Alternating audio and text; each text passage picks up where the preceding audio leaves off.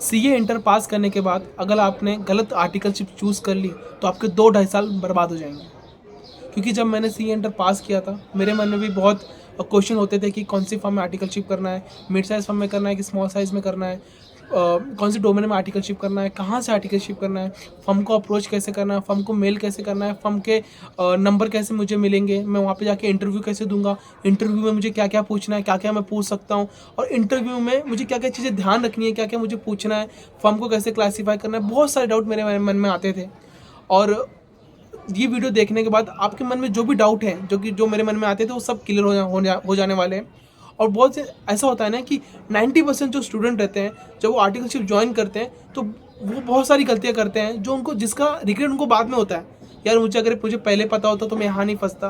क्योंकि मेरे बहुत सारे दोस्त हैं जो आर्टिकलशिप करके उनको बाद में रियलाइज़ होता है कि उन्होंने ये सब चीज़ें ध्यान नहीं दी थी और वो गलत जगह आर्टिकलशिप में लग जाते हैं, उनका एक्सपीरियंस ख़राब हो जाता है और उनका पूरा मेंटल स्ट्रेस ऐसा हो जाता है कि वो किसी को कुछ बता नहीं पाते। फिर वो क्या करते हैं, वहाँ से ट्रांसफ़र लेते हैं, फिर दूसरी फर्म में जाते हैं। तो ऐसी बहुत सारी गलतियाँ भी हैं जो आपको नहीं करनी है। तो सबके बारे में मैं इस वीडियो में पूरी बात करने वाला हूँ, तो वीडियो को एंड तक देखना। वीडियो बहुत ही यूज़फुल होने वाली है और आपको बहुत ही नॉलेज देके जाएगी और इसके बाद आपको कोई और वीडियो देखने की जरूरत नहीं पड़ेगी। बस आपको जस्ट फॉलो करना है कि मैं आपको जो बातें बताऊंगा जस्ट आपको फॉलो करना है और आपके जो पीछे बैकग्राउंड है वो क्लियर हो जाएगा और आपको क्या करना है वो भी क्लियर हो जाएगा। तो सबसे पहले हम देख के चलते हैं कि सबसे पहली बात आती है कि फर्म जैसे अभी आपका थर्ड वीक ऑफ मार्च तक आपका रिजल्ट आएगा, 2 एंड 3 मार्च तक आपका रिजल्ट आ जाएगा। तो रिजल्ट आते ही वैसे रेस स्टार्ट हो जाएगी। मतलब आर्टिकलशिप जैसे आपका रिजल्ट आएगा ना उस वैसे ही तुरंत आर्टिकलशिप का सब स्टार्ट हो जाएगा। तो उसके पहले आपको सब डिसाइड कर लेना है कि आपको कौन सी फर्म में जाना है, कैसी फर्म में जाना है, ठीक है, आपको कौन सा डोमेन चूज़ करना है, ठीक है, और आपको आर्टिकलशिप नज़दीक करनी है, दूर करनी है, आउट ऑफ द स्टेट करनी है, कहाँ करनी है, आपको सब डिसाइड कर लेना है। तो आपके मन में आता है, मेरे मन में आता था कि यार मैं किस बेस पे डिसाइड करूँ। आपको किस डोमेन में जाना है, आपको स्मॉल साइज़ में जाना है, मिड साइज़ में जाना है, ठीक है, तो उसका कोई बेस होना चाहिए ना कि यार मेरे को यहाँ जाना है वहाँ जाना है, मैं कैसे डिसाइड करूँ, ठीक है। तो जो उस बेस को मैं क्लियर कर दूंगा, उस बेस को बता दूंगा कि किस बेस पे आप डिसाइड करो क्या चीज़ हमें क्या करनी है। क्योंकि हम नए नए पास हो रहे थे, हमें कोई आइडिया नहीं होता, हमारे पास कोई बैकग्राउंड नहीं होता, तो हर चीज़ें हमको अगर कोई मुझे बता देगा तो वो क्लियर हो जाएंगे। तो मैं आपको बताने का काम करने वाला हूँ। सबसे पहली बात ये है कि आपके मन में जो भी डाउट है मैं धीरे धीरे अपनी बातों से सब क्लियर कर दूंगा 1 to 1। बस वीडियो को ध्यान से सुनना और हाथ में बुक पेन लेके बैठना, जो चीज़ें मैं आपको बताने वाला हूँ उसको नोट करते हुए चलना, सब डाउट आपके क्लियर हो जाएंगे। तो सबसे पहली बात आती है कि फर्म कितने टाइप की फर्म होती है। देखो, फर्म होती है 3 टाइप की फर्म होती है। एक फर्म होती है कि भाई मिड साइज़ फर्म हो गई, एक हो गई स्मॉल साइज़ और एक फर्म हो गई बिग साइज़, ठीक है। तो अभी डिपेंड करता है कि अभी आपको फर्म के बारे में नॉलेज में मैं आपको बता रहा हूँ कि फर्म 3 टाइप की होती है और इनका काम क्या क्या होता है, ये काम क्या करती है, ठीक है। तो सबसे पहले हम बात करते हैं कि स्मॉल साइज़ फर्म। अभी जो स्मॉल साइज़ फर्म होती है ना, इनका काम क्या होता है, ठीक है। इनका काम जैसे कि इनका काम ये हो जाता है कि अकाउंटिंग का काम करती है। स्मॉल साइज जो फर्म होती है वो अकाउंटिंग का काम करती है, जैसे नॉर्मल से अकाउंटिंग हो गई, टैली की अकाउंटिंग हो गई, बुक कीपिंग हो गई, ये स्मॉल फर्म का काम होता है। और क्या क्या कर सकती है स्मॉल फर्म में, क्या क्या काम आता है स्मॉल फर्म में, आता है जीएसटी का काम। जीएसटी के अंदर क्या करेंगे, जीएसटी का रजिस्ट्रेशन हो गया, जीएसटी का रिटर्न फाइलिंग हो गया, जीएसटी का रिकंसिलिएशन हो गया, ये सब स्मॉल फर्म का काम करती हैं। इनकम टैक्स में क्या करती हैं, इनकम टैक्स में आईटीआर फाइल करती हैं, टैक्स ऑडिट करती हैं, नोटिस रिप्लाई करती हैं, ड्राफ्ट करती हैं, ये सब काम स्मॉल फर्म का काम है। और आरओसी कंप्लायंस वगैरह की कंपनी इनकॉर्पोरेट होती है, तो जो भी हम आरओसी को मतलब फॉर्म फाइल करते हैं ना, एमटीटीएन आपने जो फॉर्म सुना होगा, जो भी फॉर्म हम फाइल करते हैं उनका काम ये स्मॉल फर्म करती हैं। एनुअल रिटर्न फाइल करना है किसी कंपनी का, ये काम भी कर देती हैं। छोटे मोटे ऑडिट हो गए, एनजीओस के ऑडिट हो गए, ट्रस्ट के ऑडिट हो गए, ये काम भी स्मॉल फर्म कर लेती हैं, ठीक है। बैंक ऑडिट भी ये कर लेती हैं, थोड़ा छोटा मोटा। लोकल बिजनेस हो गए, ठीक है, छोटे मोटे प्राइवेट लिमिटेड कंपनियाँ हो गई, ये सब का ऑडिट यहाँ पे हो जाता है स्मॉल फर्म में। तो ये सब काम स्मॉल फर्म का होता है। अब मिड साइज फर्म का काम क्या होता है, मिड साइज फर्म का काम ऐसा हो जाता है ना, ये थोड़ा स्ट्रक्चर वे में काम करते हैं। आपने जैसे स्मॉल फर्म में मैंने आपको बताया कि भाई इनका काम अकाउंटिंग का है, जीएसटी का, इनकम टैक्स का है, आरओसी कंप्लायंस वगैरह जो है ये प्रैक्टिकली खुद करती हैं जाके। पर अब जब आप मिड साइज फर्म में जाते हो, मिड साइज फर्म में ना थोड़ा स्ट्रक्चर हो जाता है। जैसे कि इसमें स्ट्रक्चर जैसे कि मान लो जीएसटी और ऑडिट का इन्होंने अलग डोमेन बना दिया, ठीक है। तो यहाँ पे इन्होंने जीएसटी का काम अलग हो रहा है और ऑडिट का काम अलग हो रहा है। ऑडिट के इनके पास 1-2 अच्छी क्लाइंट्स हैं, ठीक है, उसके भी ऑडिट करके चलते हैं। स्ट्रक्चर वे में थोड़ा थोड़ा ये हो जाता है कि भाई इनमें थोड़े बहुत डिपार्टमेंट आ जाते हैं। जैसे यहाँ पे क्या था कि एक ही फर्म के अंदर सब काम हो रहा है, यहाँ पे क्या होता है कि थोड़े काम अलग हो जाते हैं, इनका एक ऑडिट डिपार्टमेंट अलग हो जाता है और एक DT थोड़ा अलग हो जाता है, ये हो जाता है मिड साइज का काम, ठीक है, मिड साइज फर्म। अब आता है बिग फर्म, बिग फर्म में सब अलग हो जाता है इनका ना अलग, फिर बिग फर्म में टीम्स बनने लग जाती है। बिग फर्म में कैसा होता है कि मान लो ऑडिट डिपार्टमेंट है, तो ऑडिट का एक पार्टनर हो गया, ठीक है, ऑडिट उसके अंदर डायरेक्टर हो गया, उसके अंदर मैनेजर हो गया, ठीक है, उसके अंदर असिस्टेंट मैनेजर हो गया, उसके बाद अंदर एम्प्लॉय, उसके अंदर आर्टिकल्स हो गए। तो एक स्ट्रक्चर फॉलो होता है, वहाँ पे टीम वाइज काम होता है, वहाँ पे सिर्फ ऑडिट तो ऑडिट ही होता है, DT होता है, IDT होता है, ठीक है।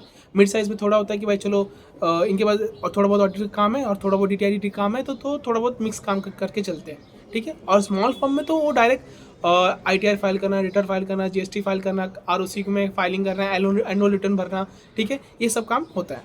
तो अब ये आपको पता चल गया कि हर फर्म में काम क्या होता है, ठीक है।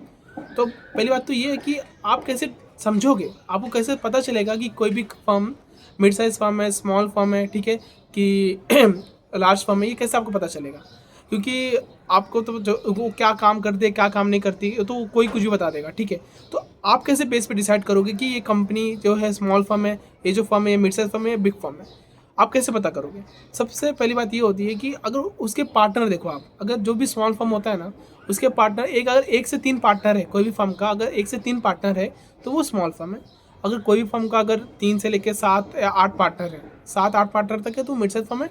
और अगर 8 से ज़्यादा पार्टनर है तो वो बिग फर्म है। और ऐसा भी होता है कि मान लो 15 तक है, अगर मान लो किसी फर्म में 8 से 15 के बीच में पार्टनर है तो वो मिड साइज से ऊपर है और बिग साइज से थोड़ी सी नीचे, ठीक है। अगर 15 से ज़्यादा पार्टनर है तो वो बिग फर्म है।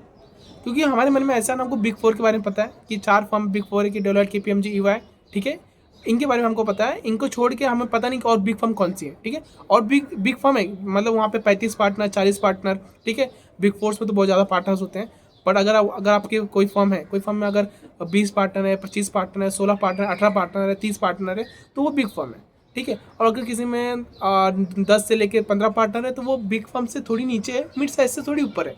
तो आप ऐसा बाइफरकेट कर सकते हो कि भाई आप जिस फर्म में इंटरव्यू देने जा रहे हो उस फर्म में पार्टनर कितने हैं, उसके बेस पर आप डिसाइड कर सकते हो कि आपकी फर्म मिड साइज फर्म है, स्मॉल फर्म है कि बिग फर्म है, ठीक है। ये चीज़ हो गया, ठीक है। अब आता है कि जो डोमेन वाला पॉइंट है ना, मैंने आपको बताया कि जो स्मॉल फर्म होती है वो सब काम करती है, ठीक है। मैंने आपको बताया इसके अंदर अकाउंटिंग का, GST का, इनकम टैक्स का, ROC फाइलिंग का, ऑडिट वर्क सब होता है। और जो थोड़ा सा अगर मिड साइज में जाते हैं, थोड़ा सा उसमें स्ट्रक्चर आ जाता है, काम को वो लोग सेग्रीगेट कर देते हैं, ये काम अलग होता है, वो काम अलग होता है। और जैसे आप बिग फर्म में जाते हो, जैसे बड़ी फर्म में जाते हो, बिग 4 में जाते हो, तो वहाँ पे डोमेन वाली बात आ जाती है कि आपको किस डोमेन में जाना है, ठीक है। अभी सिर्फ आप नॉलेज ले रहे हो, आपने अभी तक कुछ डिसाइड नहीं किया कि मुझे बड़ी फर्म में जाना है, छोटी फर्म में जाना है, कि मुझे स्मॉल साइज में जाना है। आपने कुछ डिसाइड नहीं किया अभी तक, आप बस नॉलेज ले रहे हो।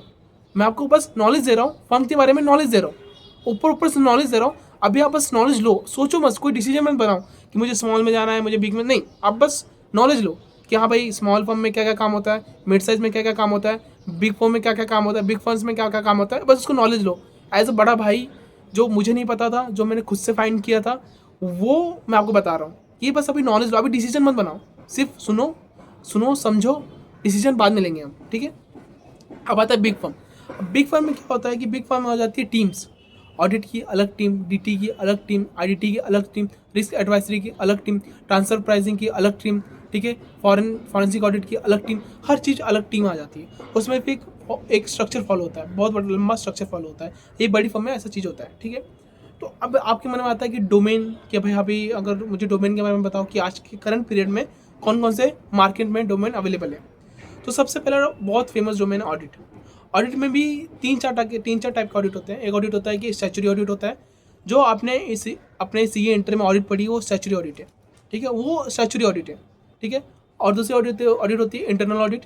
तीसरी ऑडिट होती है BFSI, बैंक, फाइनेंस, इंश्योरेंस, इस सब की ऑडिट को हम BFSI ऑडिट बोलते हैं। इसमें आप बैंक की ऑडिट कैसे करोगे, इंश्योरेंस की ऑडिट कैसे करोगे, इसके बारे में होता है। और जो मैन्युफैक्चरिंग की ऑडिट होती है उसको हम सिंपल ऑडिट बोलते हैं। स्टैच्यूटरी ऑडिट को हम लोग मैन्युफैक्चरिंग ऑडिट बोलते हैं, ठीक है। स्टैच्यूटरी ऑडिट के अंदर दोनों आ जाता है, एक सर्विस इंडस्ट्री की ऑडिट भी आ जाती है और मैन्युफैक्चरिंग की भी ऑडिट आ जाती है, ठीक है।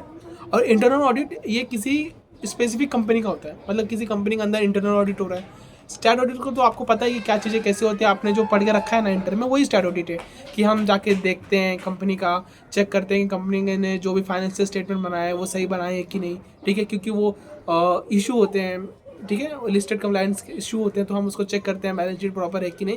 ये होता है स्टैट ऑडिट। इंटरनल ऑडिट मतलब क्या होता है कि इंटरनल ऑडिट डोमेन मतलब ये होता है कि जो कंपनी खुद इंटरनल ऑडिट करवाती है, ठीक है, कंपनी खुद इंटरनल ऑडिट करवाती है, क्योंकि एक बार वो खुद भी चेक करना चाहती है कि जो उसने कंट्रोल लगवाए हैं।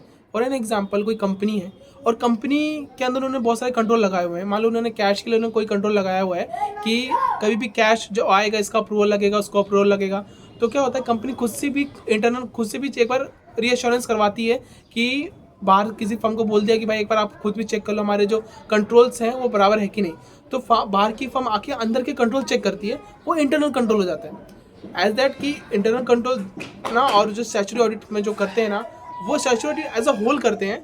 इंटरनल ऑडिट में हम जाके कंपनी के अंदर एक एक चीज़ को पकड़ पकड़ के करते हैं, ठीक है, मतलब सेम मोरलेस सेम काम वही है, बट ये है कि थोड़ा हम कंपनी के अंदर जाके कर रहे हैं, और जो स्टैट्यूटरी ऑडिट होता है हम बाहर से पूरा अनदर फर्म आती है जो बाहर से कंप्लायंस है सेबी की, हम उसको फॉलो करके चलते हैं। तो ऐसा रहता है, थोड़ा सा ज़्यादा डिफरेंस नहीं होता है इसमें, कि अगर जो इंटरनल ऑडिट जैसे होती है ना, वैसे स्टैट्यूटरी ऑडिट भी वैसे ही होती है।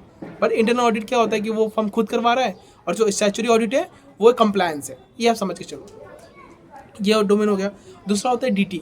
डीटी के लिए मान लो डीटी एक डोमेन है, उन्होंने डायरेक्ट टैक्स, ये तो आपको पता है कि भाई डीटी कैसे करना है। जीएसटी के लिए उन्होंने अलग सा कोई डोमेन बना दिया। अब आता है इसमें रिस्क एडवाइजरी। अब एक नया, अभी जो मैं आपको डोमेन बता रहा हूँ, मैं आपको थोड़े बहुत डोमेन समझाते भी चल रहा हूँ, ठीक है, कि अभी नया डोमेन आया है रिस्क एडवाइजरी। ये बिग फोर्स में अच्छा खासा चल रहा है। रिस्क एडवाइजरी मतलब क्या होता है, जैसे कि मान लो कोई कंपनी है, ठीक है, कंपनी आपके पास आती है और कंपनी आपको बोलती है, कोई भी बिग फोर है, कि भाई मेरे कंपनी में मैं ये काम करता हूँ, मुझे क्या क्या रिस्क हो सकता है, तो आप मुझे उस पर एडवाइस दो। तो ये जो डोमेन है ना, इस डोमेन में क्या होता है कि जो भी अगर आप काम कर रहे हो तो आप कंपनी का पूरा स्ट्रक्चर समझते हो, और कंपनी को बताते हो कि आपको कहाँ कहाँ लॉस हो सकता है, क्या क्या चीज़ें हो सकती है, उनके रिस्क जहाँ जहाँ हो सकते हैं उनको आप इवेल्युएट करते हो। और तरीका होता है वो कैसे करते हैं, वहाँ पर आप सीखोगे। वो आर्टिकलशिप में जो भी फॉर्म कर रही है रिस्क एडवाइजरी, वो आपको बताएगी कि भाई आपको ऐसे कैलकुलेट करना है, ऐसे ये करना है। तो इसमें हम बेसिकली ये बताते हैं कि कंपनी के बिजनेस में जो रिस्क हो सकता है उसको आइडेंटिफाई करना और वो कंपनी को बताना, ये रिस्क एडवाइजरी के अंदर आता है। ये मोटा मोटा मैं आपको ऊपर से बता रहा हूँ, इसके अंदर बहुत चीज़ें होती हैं, जब आप इसके डिटेल में जाओगे तो आपको चीज़ें समझ में आएंगी। और एक और डोमेन होता है, जैसे कि बेसिकली ऐसा होता है कि मतलब रिस्क एडवाइजरी में कोई कंट्रोल, आपने कंट्रोल देखा, आपको लग रहा है कि भाई ये जो कंट्रोल है इनका, जैसे कि उन्होंने परचेज का कोई कंट्रोल रखा है और परचेज के कंट्रोल में आपको लग रहा है वीकनेस है, तो आप बोल सकते हो भाई इसमें थोड़ा सुधार कर लो, ये कंट्रोल थोड़ा सुधार लो, तो उसमें रिस्क हो सकता है। तो आप बेसिकली वहाँ पे जब आप इंटर्नशिप करोगे ना, आपको समझ में आ जाएगा। मोटा मोटा ये समझ के चलो कि कंपनी में जो भी रिस्क होता है, आप उस रिस्क को एसेस करते हो और उनको बताते हो कि क्या क्या गलतियाँ हो सकती हैं। ये रिस्क एडवाइजरी में आता है। और दूसरा होता है फॉरेंसिक ऑडिट। फॉरेंसिक ऑडिट क्या होता है कि फ्रॉड को पकड़ना। कंपनी के अंदर कंपनी को लग रहा है कि भाई कंपनी का कुछ फ्रॉड हुआ है, कोई इन्वॉल्व, मतलब कंपनी के जो एम्प्लॉय लोग को, कंपनी ने एम्प्लॉय लोगों ने कंपनी के अंदर चोरी की है, तो फिर कंपनी फॉरेंसिक ऑडिट करवा सकती है कि चेक करने के लिए कि मेरे कंपनी में कोई फ्रॉड हुआ है क्या। तो फिर वो फॉरेंसिक ऑडिट करवाती है। कोई फर्म को बोल देती है भाई तुम देखो मेरे फर्म में कुछ फ्रॉड हुआ है कि नहीं। ये नॉर्मल सा, मतलब जाके कंपनी, फिर फर्म जाके चेक करती है कि भाई इसके अंदर फ्रॉड हुआ है कि नहीं। ये सब चीज़ें होती हैं। और जो होता है ट्रांजैक्शन एडवाइजरी। ट्रांजैक्शन एडवाइजरी मतलब क्या होता है कि जब जैसे कोई फर्म एक फर्म को खरीद रही है, मर्जर डीमर्जर हो रहा है, ठीक है, तो उसमें उसको कैसे करना है, उस ट्रांजैक्शन को कैसे करना है। कोई कंपनी एक कंपनी को खरीद रही है तो मर्ज हो रही है, तो मर्ज को कैसे, ट्रांजैक्शन कैसे कंप्लीट करना है, क्या चीज़ें कैसे करके चलनी है, तो वो ट्रांसफर प्राइसिंग के अंदर आ जाता है, जो हम इसको ट्रांजैक्शन एडवाइजरी के अंदर आ जाता है, जो हम इसको फाइनल पढ़ेंगे।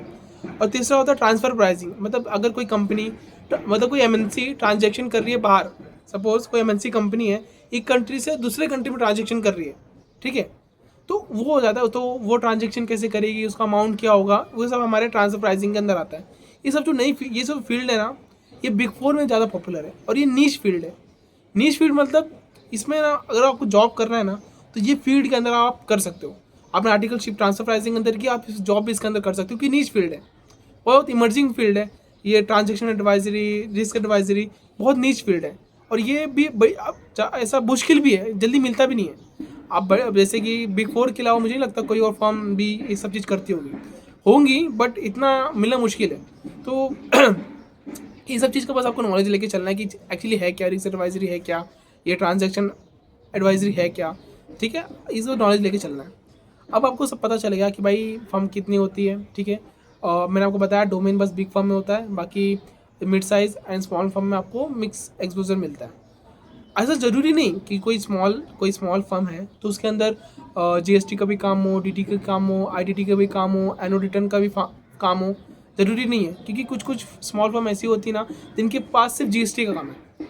और ये बात मेरी मान के चलो, जितनी भी फर्म है ना, छोटी फर्म, किसी के पास कुछ काम नहीं है, पर जीएसटी का काम हर सबके पास है। तो उनके पास जीएसटी का काम रहता है, बाकी और काम नहीं रहता। तो कभी भी स्मॉल फर्म में अगर जा रहे हो आप, तो ये चीज़ देख के चलो कि उसके पास और भी काम है कि नहीं। क्योंकि आप क्या सोचते हो, कोई भी स्मॉल फर्म में जैसे मैंने आपको बताया, स्मॉल फर्म में सब तरीके के काम होते हैं। तो अगर किसी को अगर चाहिए कि भाई मुझे आगे चल के प्रैक्टिस करनी है, तो आपको सब काम आना चाहिए। तो आप स्मॉल फर्म में जाके जा सकते हो, वहाँ पे आपको सब काम सीखने को मिलेगा। पर आप जब जा रहे हो वहाँ पर, तो ये बात ध्यान रखो कि स्मॉल फर्म, जिस भी स्मॉल फर्म में जा रहे हो, उसके पास सब काम होना चाहिए। क्योंकि स्मॉल फर्म में ऐसा होता है ना कि कुछ स्मॉल फर्म है उनके पास सिर्फ एक ही काम है, उनके पास सिर्फ इनकम टैक्स का काम है और कोई काम ही नहीं है। तो क्या मतलब, फिर तो आप स्मॉल फर्म में भी गए और उसमें भी आपने बस इनकम टैक्स ही सीखा। तो किसी भी स्मॉल फर्म में जा रहे हो तो उनसे पूछोगे कि आपके पास थोड़ा बहुत ऑडिट भी है कि नहीं, थोड़ा बहुत ट्रस्ट का ऑडिट है कि नहीं, थोड़ा बहुत आपके पास अकाउंटिंग है कि नहीं, थोड़ा बहुत आपके पास जीएसटी है कि नहीं, इनकम टैक्स है कि नहीं, आरओसी का कंप्लायंस वगैरह है कि आपके पास क्या क्या है। क्योंकि जब आप इंटरव्यू करने जाते हो ना, मेरे मन में ऐसा रहता था कि मैं इंटरव्यू करने जा रहा हूँ तो मैं क्या क्या पूछ सकता हूँ, ठीक है। ये बात मैं आपको बाद में बताने वाला हूँ, चलो मैं आपको अभी बता देता हूँ कि कभी भी आप इंटरव्यू देने जा रहे हो तो 3 क्वेश्चन आपको हमेशा, मतलब नॉन नेगोशिएबल मतलब ये है कि आपको इस पर कंप्रोमाइज़ करना ही नहीं है।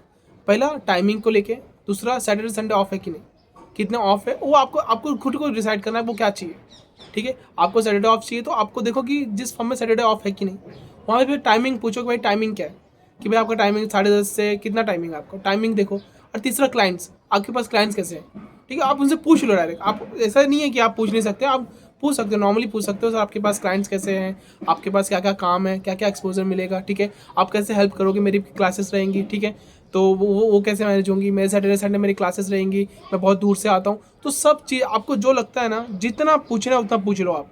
जो आपके मन में डाउट है, आपको लगता है कि आपको थोड़ा आपको लेट होगा, बहुत दूर से आता, उनको बोलो मेरे को लेट होएगा, आपको चलेगा क्या, ठीक है। आपको बोलो मेरी क्लासेस रहेंगी तो मेरे को क्लासेस भी देखना रहेगा, सैटरडे मेरे को छुट्टी चाहिए। जो भी आपके मन में ना बता के चलो। जब तक आप किसी फर्म में रजिस्टर्ड नहीं होना, तब तक आपके मन में जितने क्वेश्चन उतने क्वेश्चन पूछ लो, क्योंकि अभी तक आप रजिस्टर्ड नहीं हुए हो। जो मन में क्वेश्चन है आपके, जो आप कुछ भी पूछ सकते हो, अभी तक उन्होंने आपको हायर नहीं किया है, ठीक है। और ये बात ध्यान दे के चलना, ये बात ध्यान लेना कि फर्म को आर्टिकल्स की ज़रूरत है, हमको उनकी ज़रूरत नहीं है। तो अब ये सोच के मत जाना कि यार मेरे को नहीं लेंगे, नहीं लेंगे तो नहीं लेंगे, नहीं लेंगे तो नहीं लेंगे ना, क्या दिक्कत है।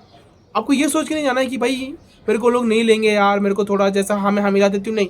आप अपने टर्म एंड कंडीशन में रहना कि भाई मेरे को ये चाहिए, ये चाहिए, मैं टाइमिंग के साथ कॉम्प्रोमाइज़ नहीं कर सकता, मेरे को सैटरडे ऑफ चाहिए तो ऑफ चाहिए, नहीं तो छोड़ो। आप जो भी मन में आपके, भाई आप मैं 11 तक आऊँगा, मेरा 11 तक टाइम है, मैं बहुत दूर से आता हूँ, मेरे को लेट होएगा, मैं 11 बजे तक आऊँगा और 7-8 बजे तक मैं चला जाऊँगा। मतलब जैसा रहे कि भाई पीक टाइम में आप चले जाओ 7-8 बजे तक, ठीक है। मतलब थोड़ा लेट सीटिंग समझ में आता है, पर रोज़ मैं नहीं रुकने वाला हूँ। रोज़ मेरा टाइमिंग है, मतलब जो भी चीज़ है आपको उस पर क्लियर रहना कि भाई हाँ ये मेरा नॉन नेगोशिएबल है, मैं इस पर अटल रहूँगा। तो वो सब चीज़ें ध्यान रखना, उसमें हम थोड़ा बाद में बात कर लेंगे। तो अभी मैंने आपको फर्म के बारे में बता दिया, अभी मैंने आपको डोमेन के बारे में बता दिया। और अब बात आती है कि आपको पहले तो रिज्यूम अच्छे से बना लेना है। अब आपके मन में आएगा भाई रिज्यूम कैसे बनाऊँ, क्योंकि जैसे ये सब चीज़ें ना आपके पास रहनी चाहिए। जैसे रिजल्ट आएगा ना, वैसे ही सब जगह स्टार्ट हो जाएगा इंटरव्यू, ठीक है। तो आपको सबसे पहले करना है, सबसे पहले मेल करना है, सबसे पहले कॉल करना है, सबसे पहले जहाँ पे वॉक इन चल रहा है वहाँ पे जाना है। तो उसके लिए आपको सबसे पहले अपना रिज्यूम तैयार करके रखना है। और रेज्यूम में आपको टेंशन नहीं लेनी है, मैं आपको वर्ड का फॉर्मेट दे दूंगा, वो ट्रेडिशनल फॉर्मेट है, सब लोग वही यूज़ करते हैं। आप बस मेरा नाम हटा के अपना नाम डाल देना और अपने मार्क्स वगैरह ऐड करके डाल देना, मेरे टेलीग्राम चैनल में आपको मिल जाएगा। अब तीसरा क्वेश्चन आता है कि अभी मुझे बिग 4 में जाना। अब मैंने आपको सब बता दिया, ठीक है। अब मैंने आपको फर्म के बारे में बता दिया, मैंने आपको बता दिया कि डोमेन के बारे में बता दिया, मैंने आपको बता दिया कि फर्म के अंदर क्या काम होता है, स्मॉल फर्म के अंदर क्या होता है, मिड साइज़ के अंदर क्या होता है, और बिग 4 के अंदर काम क्या होता है। मैं फिर से एक बार समराइज़ करके बता देता हूँ। बिग 4 में आपको डोमेन वाइज काम मिलेगा।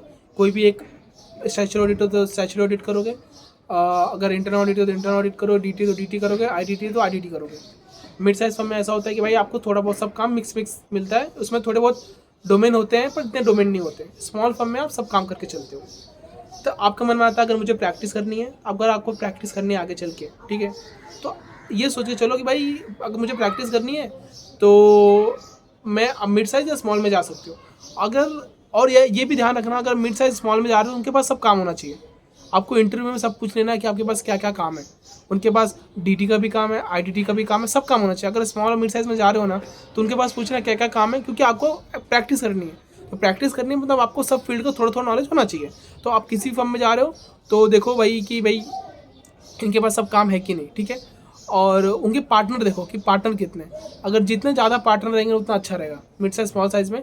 अगर एक पार्टनर है तो मत ही करो आर्टिकलशिप, आपसे वहाँ से मत करो आर्टिकलशिप। एक पार्टनर रहेगा तो मत करो। अगर जो आपको 6,000 से कम स्टाइपेंड दे रहा है तो भी मत करो वहाँ पे आर्टिकलशिप।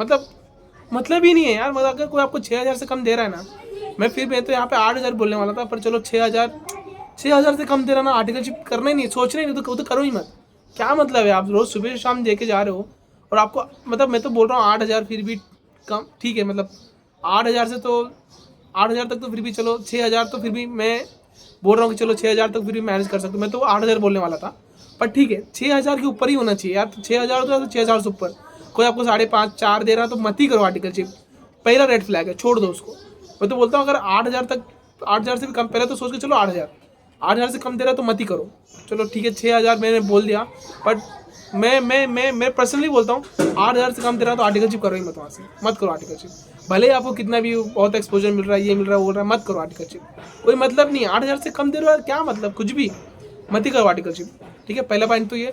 दूसरा देखो कि भाई अगर वो सिंगल प्रोप्राइटरशिप है, मतलब एक ही बंदा है फर्म में, स्मॉल फर्म में, तो भी मत करो आर्टिकलशिप। कम से कम 3 पार्टनर तो चाहिए, 2 से 3 पार्टनर तो होने चाहिए आपके फर्म में, ठीक है।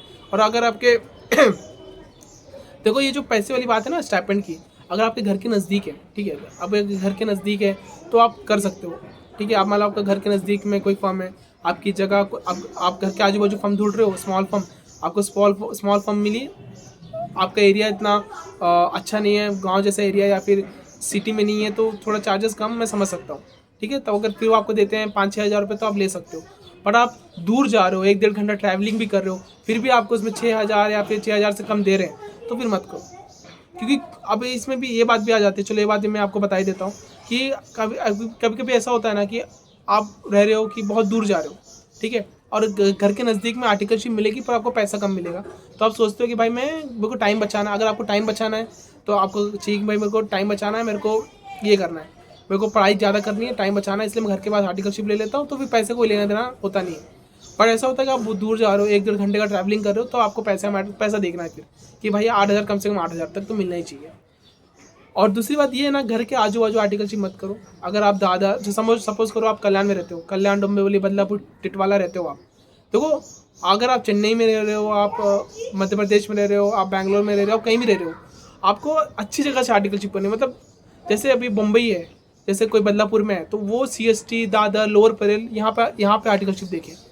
दूर से आर्टिकलशिप देखें, जहाँ में अच्छी जगह, जहाँ पे बड़ी बड़ी बिल्डिंगें हों, जहाँ पे पूरा कॉर्पोरेट वर्ल्ड हो, वहाँ से आर्टिकलशिप करनी चाहिए।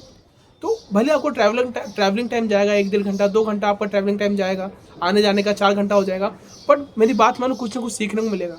अगर आप आजू बाजू की आर्टिकलशिप करोगे ना, घर के आजू बाजू की फर्म देख ली, घर के नज़दीक कोई फर्म देख ली, कोई छोटी सी फर्म में लग गए, तो आगे चल नुकसान आपका होने वाला है।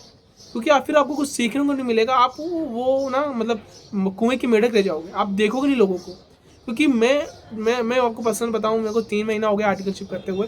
मैं देखता हूं तो मुझे समझ में आता है कि अगर मैंने यहाँ पे आर्टिकलशिप नहीं ली होती, मैं एक टॉप 10 फर्म से, अच्छी फर्म से कर आर्टिकलशिप, बड़ी फर्म है, तो वहाँ पे बहुत कुछ देखने को मिलता है, बहुत कुछ सीखने को मिलता है। और जो ट्रैवलिंग होती है ना 2 घंटे की, 4 घंटे की, इतना दूर आना जाना, आपको बहुत कुछ सिखाती है। मेरे एक दोस्त ने मुझे बोला था कि आर्टिकलशिप लेना तो दूर ही लेना, वो जो ट्रैवलिंग है ना कुछ सिखाएगी आपको। वो जो आप दूर जाओगे तो वहाँ पे मिलोगे लोगों से, डिफरेंट लोगों से मिलोगे, क्योंकि आप जा रहे हो CST, आप जा रहे हो लोअर परेल, दादर, तो वहाँ पे जो लोग आ रहे हैं, वहाँ आजू बाजू के लोग आ रहे हैं, तो वहाँ के लोगों का थिंकिंग, वहाँ के लोग कैसे बात करते हैं, क्या चीज़ें क्या करते हैं, वो बहुत इम्पैक्ट लाती है आपको। तो जितना हो सके अच्छी जगह, मतलब वो जो फर्म है ना आपका अच्छी जगह लोकेटेड होना चाहिए, एकदम महंगी सिटी में होना चाहिए। CST कैसी अच्छी जगह है ना, जहाँ पे महंगा, वहाँ पे अगर ऑफिस है मतलब अच्छी फर्म है, लोअर परेल में अगर ऑफिस है तो अच्छी फर्म है, ठीक है, दादर में ऑफिस है तो अच्छी फर्म है, तो वो सब चीज़ें आपको देख के चलनी है। और इंटरव्यू में आपको सब चीज़ें पूछ पाछ के चलनी है। भाई आपको सैटरडे ऑफ चाहिए कि नहीं चाहिए, आपको टाइम बताना है। भाई मैं 11 बजे तक आ जाऊँ। मेरा क्या था कि भाई मैं 11, मेरे को टाइम लगेगा, मैं 11 तक आऊँगा, आप मुझको जल्दी प्रेशर मत करो। मैं 11 तक आऊँगा और बाकी मेरे को जाने का टाइम में चलेगा 7-8 बज जाएगा, मुझे कोई दिक्कत नहीं है, पर मैं आऊँगा 11 बजे, 11 साढ़े 11 बज जाएगा। मैं मेरा यही क्राइटेरिया यही था कि 11 तक का टाइम तो कम से कम होना चाहिए। अगर आप कोई मुझे 10:30 साढ़े 9 बजे बोल रहा है तो मेरे को नहीं जमेगा, ठीक है, मैं दूसरी फर्म देख लूँगा। और जितना हो सके उतना इंटरव्यू दो। अभी जब तक आपका रिजल्ट नहीं आया ना, तब तक आप इंटरव्यू देना स्टार्ट कर दो। आपके मन में क्वेश्चन आएगा कि अभी तक तो रिजल्ट आया नहीं है, तो मैं इंटरव्यू कैसे दे सकता हूँ। आपको क्या करना है, आपको सिंपल सा जाना है, कोई भी मतलब सबसे पहले आपको फर्म कैसे ढूंढोगे, ठीक है। पहली बात तो ये कि ये क्वेश्चन में आता है कि भाई मैं फर्म कैसे ढूंढूँ। मैं तो चलो उनसे बात कर लूँगा। आप उनको बोलोगे फर्म ढूंढना है, फर्म ढूंढ के आप उनको बोलना है कि भाई मेरा अभी तक आर्टिकल, अब recently attempt this attempt and I am sure that I will clear it and once I result are out I will register myself with your firm। तो उनको आप ऐसा बोल सकते हो कि जब मेरा रिजल्ट आएगा तब मैं रजिस्टर हो जाऊंगा, तब तक मुझे अभी मेरे पास फ्री टाइम है, 1 महीना है, मैं जॉब करना चाहता हूँ, तो आप मेरा इंटरव्यू ले लो करके ऐसा आप बात कर सकते हो उनसे। तो आपके मन में आएगा कि यार अभी मैं फर्म कैसे ढूंढूं। अभी आपके मन में आएगा ना कि भाई मैं फर्म कैसे ढूंढूं, तो आप जाओ टॉप 10 फर्म डालो कि भाई आप सपोज आपको CST में आर्टिकलशिप करनी है, तो डालो कि टॉप 10 फर्म इन CST, तो आपको नाम आ जाएगा। नाम का नंबर भी आपको गूगल से मिल जाएगा, आपको मेल भी गूगल से मिल जाएगा। आप उनको कॉल करो, बोलो is there any vacancy available for articleship, अपने बारे में बताओ कि आपने रिसेंटली अटेम्प्ट दिया और आपको लगता है आप पास हो जाओगे और अभी आपके पास बहुत टाइम है, आपका ITOC भी कंप्लीट हो चुका है, तो आप इंटरव्यू ले सकते हो क्या मेरा। आप 10 जगह कॉल करोगे, आप इंटरव्यू जितना देना उतना इंटरव्यू दो। इंटरव्यू पे मत देखो स्मॉल मिड साइज बिग, कुछ मत देखो, जहाँ मिल रहा है वहाँ इंटरव्यू दो। इंटरव्यू में कुछ ना कुछ सीखने को मिलेगा आपको, तो जहाँ इंटरव्यू देना वहाँ जितना हो सके उतना इंटरव्यू दो। आप जाओ टॉप 10 फर्म डालो कि भाई top 10 firm in Lower Parel, top 10 firm in, अगर आप दिल्ली में रहते हो तो दिल्ली में देखो कि टॉप 10 फर्म दिल्ली में किधर। आप मान लो गाजियाबाद में रहते हो तो देखो टॉप 10 फर्म इन गाजियाबाद, ठीक है। टॉप 10 फर्म इन CST, टॉप 10 फर्म इन MP, मतलब गुजरात में रहते हो तो आप अहमदाबाद में अगर देख रहे हो आर्टिकलशिप तो देखो टॉप 10 फर्म इन अहमदाबाद। हमेशा स्टार्ट टॉप से करो। देखो स्मॉल फर्म में तो मिल जाएगा, कोई दिक्कत नहीं है, लास्ट ऑप्शन रखो स्मॉल फर्म को। भले ही आपको ये करके चलना है, आपको ये चाहिए कि मुझे प्रैक्टिस ही करनी है, फिर भी इंटरव्यू हर जगह देके आओ। बड़ी बिग 4 से स्टार्ट करो भाई, बिग 4 से स्टार्ट करो। करना है तो बिग 4 देखो, मैं ये नहीं बोल रहा हूँ कि आपका हो ही जाएगा बिग 4 में, बट स्टार्ट ही करना तो बिग 4 से स्टार्ट करो ना। अब आपको बिग 4 का जो आपको मेल ID मैं अपने टेलीग्राम चैनल में डाल दूंगा, जितनी भी मेल ID मेरे पास है मैं सब डाल दूंगा, आप वहाँ से भी मेल कर सकते हो। बेसिकली आप जाके आप टॉप 10 फर्म डालोगे ना गूगल पे, तो आपको आजू बाजू एरिया की जितनी भी अच्छी फर्म है उनका नंबर मिल जाएगा। नंबर पे कॉल करो, उनको बोलो is there any vacancy available in your firm, तो वो बोलेंगे यस अवेलेबल है। तो फिर आप उनको बताओ कि भाई मैंने अटेम्प्ट दिया था, ऐसा ऐसा है और मुझे लगता है मैं पास हो जाऊंगा। अगर मैं पास होगा तो मैं आपके यहाँ रजिस्टर कर लूँगा। अगर पास होगा मैं पास हो जाऊँ, मुझे पता है। और ज़रूरी ना वो रजिस्टर थोड़ी होना है, आपको तो बस इंटरव्यू देना है, एक्सपीरियंस लेना है इंटरव्यू का कि इंटरव्यू होता कैसे, ठीक है। ये सब चीज़ें आपको करनी है। बाकी ये सब चीज़ें आपको ध्यान में लेके चलनी हुई हैं। और भी बातें मैं आपको बताऊंगा, वीडियो बहुत ज़्यादा लंबी हो गई है क्योंकि ऐसा होता है ना कि जब मैं बताने जाता हूँ ना तो मुझे अपनी चीज़ें याद आ जाती है कि मैंने क्या चीज़ें कैसे की थी, तो मैं सोचता हूँ कि मैं बता दूँ आपके दिमाग में घुस जाए, इसलिए मैं बातों को बहुत रिपीट करता हूँ बार बार कि यार आपकी बात दिमाग में तो घुसे कि क्या चीज़ें कैसी करनी है, करके चल रही हैं। तो अभी बस मैं इसको यहीं तक रखता हूँ, ज़्यादा वीडियो बड़ी नहीं करना चाहता हूँ, तो ठीक है, इसको ध्यान से सुनो। और जैसे रिजल्ट आउट होगा ना तो उसमें एक और वीडियो ला दूंगा, रिज्यूम में भी एक वीडियो ला दूंगा, इंटरव्यू के क्वेश्चंस पे भी एक अलग से वीडियो ला दूंगा कि इंटरव्यू में कौन कौन से क्वेश्चन कर देख के चलने हैं, मतलब DT के लिए कौन सा क्वेश्चन देख के चलना है, ऑडिट के लिए कौन सा क्वेश्चन देख के चलना है, ठीक है। बाकी मैंने आपको बता दिया आपको फर्म कैसे ढूंढनी है। आप जाओ गूगल पे सर्च करो टॉप 10 फर्म, आपको आराम से आ जाएगा सबका। और बाकी सब चीज़ पे मैं अलग से एक वीडियो ला दूंगा कि लिंक्डइन पे कैसा, लिंक्डइन को कैसे देख के चलना है, लिंक्डइन को कैसे यूज़ करना है, ठीक है। तो अभी आप बस ये चीज़ सोच के चलो कि आपको करना क्या है, कि भाई मुझे किस फर्म में जाना है, मुझे किस डोमेन में जाना है, मुझे आर्टिकलशिप कहाँ से करनी है, इंटरव्यू मुझे क्या क्या ध्यान रख के देख के चलना है। आई होप ये क्वेश्चन तो आपको सब समझ में आ गया रहेगा कि भाई क्या क्या आपके नॉन नेगोशिएबल है। और ये बात ध्यान में रख के चलना कि फर्म को आर्टिकल्स की ज़रूरत है, आपको फर्म की ज़रूरत नहीं है। फर्म आपको बहुत सारे मिल जाएंगे, तो डरना नहीं है आपको। आपका पहला भी इंटरव्यू हो तो पहला इंटरव्यू तो ऐसे ही होता है, बस जाओ देखो क्या है माहौल, क्या चल रहा है, ऑब्जर्व करो। जाओ जहाँ पे इंटरव्यू देने जा रहे हो देखो आजू बाजू, पूरा ऑब्जर्व करो कि हर चीज़ क्या चल रहा है क्या नहीं चल रहा है, पूरा नोट करो। भाई आप जब पहले इंटरव्यू दोगे क्या क्या गलतियाँ होंगी आपके, उसको नोट करके चलो। और जितना हो सके उतना इंटरव्यू दो, कुछ मत सोचो। इंटरव्यू देना है ना, बस मेल करते जाओ इंटरव्यू दे के आओ, मेल करते जाओ इंटरव्यू दे के आओ, ठीक है। बाकी हम इस पर और भी बातें करेंगे। तब तक जुड़े रहो, पढ़ते रहो, खुश रहो।